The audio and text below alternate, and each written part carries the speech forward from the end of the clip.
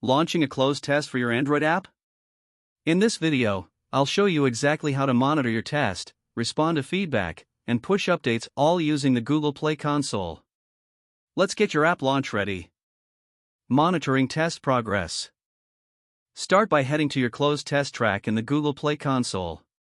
Here, you'll see how many users have downloaded your app and how many are actively testing it. Check for crashes and ANRs under Android Vitals, and don't forget to look at your ratings and reviews. These early insights are crucial. Responding to feedback. Testers can leave feedback via the Play Store or even through email if you enabled it. Make sure to read and respond, thanking them, asking for details, or confirming bug fixes. Pro tip: track all bugs in a shared spreadsheet or bug tracking tool. It helps you prioritize what needs fixing. Updating the test track. Time for updates.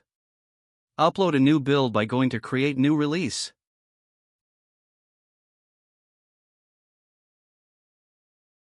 Be sure to include clear release notes so testers know what to focus on. Need more testers? You can invite them by email or just share your opt-in link.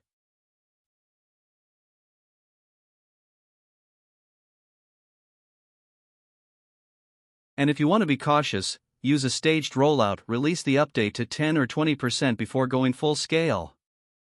Final tips. Keep the momentum going, stay in touch with testers, use the data to guide decisions, and don't let your builds go stale. Testers will only stay engaged if they see their input matters. That's how you manage your closed test like a pro.